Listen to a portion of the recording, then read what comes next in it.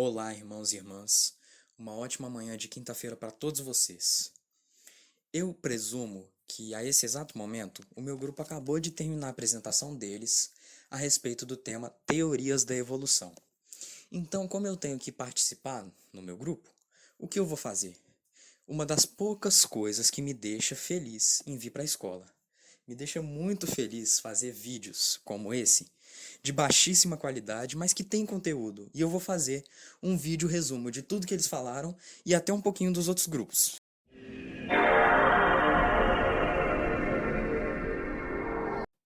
Quando a gente fala em evolução, nós temos que entender que a evolução não tem que ser sinônimo de melhora. Em muitos casos, ela é o contrário. Eu, por exemplo, quando penso em evolução, lembro de Pokémon. O Charmander, que evolui pro Charmeleon, que evolui pro Charizard.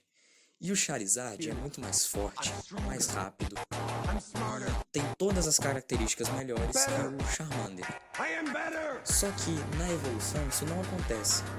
Tanto que não existe um ser mais evoluído. Existe um ser mais derivado, que sofreu mais modificações ao longo do tempo.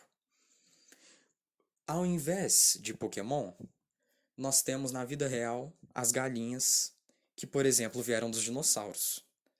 E você não consegue perceber, eu pelo menos não consigo perceber uma melhora entre galinhas e dinossauros. As galinhas são mais fracas, muito menores e são passivas, enquanto os dinossauros eram grandes predadores nos seus tempos. Eu sei que galinhas e dinossauros parecem um exemplo muito absurdo para começar, mas eu vou provar para vocês que não só galinhas e dinossauros, mas todos os seres vivos existentes têm um mínimo de relação entre si. Por exemplo, bactérias e seres humanos. Através das evidências da evolução que eu vou apresentar, vocês vão conseguir, por vocês mesmos, perceber que todos os seres vivos que existem nesse planeta têm alguma relação, mesmo que seja bem pequena.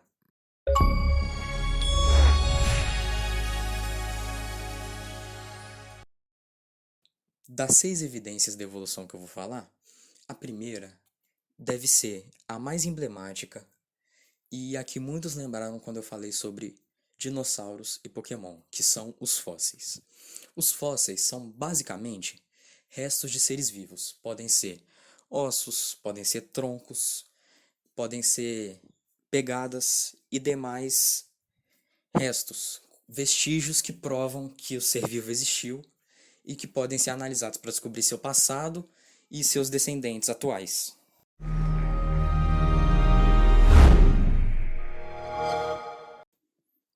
A segunda evidência da evolução é a anatomia comparada. Na anatomia comparada existem os órgãos homólogos e os órgãos análogos. Os órgãos homólogos possuem origem próxima. Por exemplo, patas de gatos, asas de morcegos e braços humanos. Eles são semelhantes em estrutura, eles são parecidos, mas possuem pequenas modificações. O que prova que eles partem de um ancestral em comum, que não é muito distante, e se diferenciam cada vez mais, porque a asa de morcego não tem a mesma utilidade do que a pata de um gato, por exemplo, porque eles vivem em ambientes diferentes e desempenham funções diferentes no ecossistema. Os órgãos análogos, por sua vez, têm uma origem mais distante, mas eles têm funções semelhantes, embora suas estruturas e origens sejam diferentes. Por exemplo, uma asa de morcego e uma asa de qualquer inseto, esses bichinhos de luz que ficam na sua casa. Eles têm origem bem diferente. Um é mamífero, o outro é um inseto. Mas as asas deles desempenham a mesma função e vão se assemelhar cada vez mais ao longo do tempo.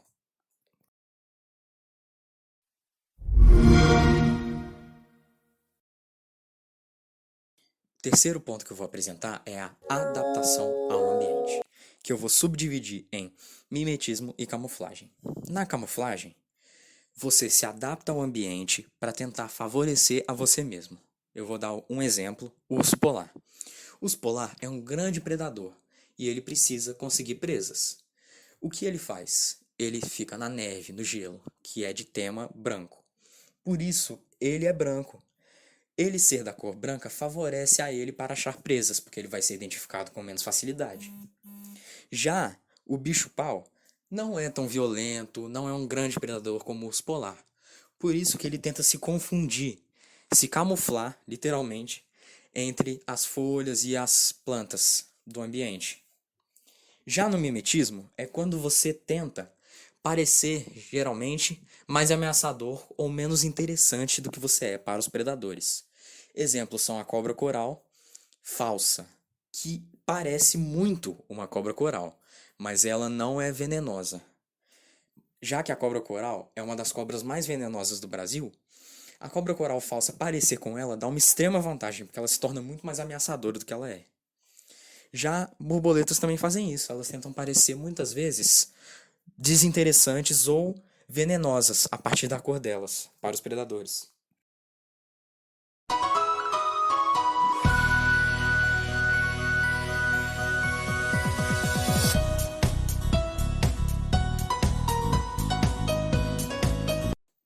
A quarta evidência da evolução entra na área da bioquímica, e para isso eu vou contar uma historinha para vocês. Darwin escreveu A Origem das Espécies. Ele deu a volta ao mundo, viajou em vários lugares e, a partir das suas pesquisas, desenvolveu esse livro. A ciência da época não era avançada o suficiente. Ele não sabia o que era um gene, o que era um alelo, o que era o DNA, o que eram cromossomos. E quanto mais estudamos, mais a gente consegue comprovar que Darwin estava certo, mesmo sem saber disso. O código genético tem 64 combinações diferentes que codificam 20 aminoácidos e geram todas as proteínas dos seres vivos, e ele é universal. Todos os seres vivos possuem 64 combinações no código genético, o que comprova a teoria de Darwin, a biogênese, que diz que os seres vivos atuais vieram todos de um ancestral comum.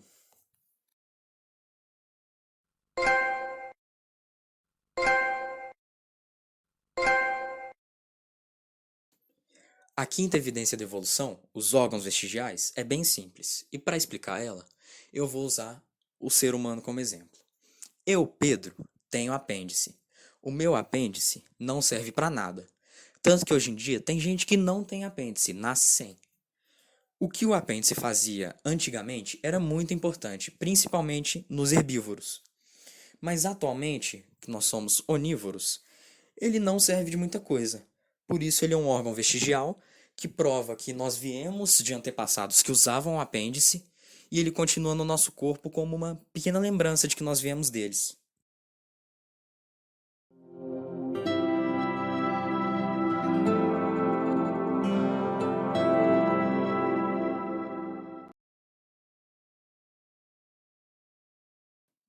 A sexta evidência da evolução é a mais simples de todas, e ela é a observação direta. Ela geralmente é observada em vírus ou bactérias, que têm rápido ciclo de vida. E o que nós temos como exemplo? A Covid-19. A Covid-19 foi sofrendo várias mutações ao longo do tempo. E ela ficou no seu período de ápice aí por 2 anos no máximo. Nesse tempo ela desenvolveu resistência ao calor, desenvolveu resistência a alguns medicamentos e foi evoluindo, evoluindo. O que a gente percebe, a partir de vírus e bactérias, que tem um ciclo muito mais rápido, é que isso também acontece com todos os seres vivos. Mais uma prova tá aí.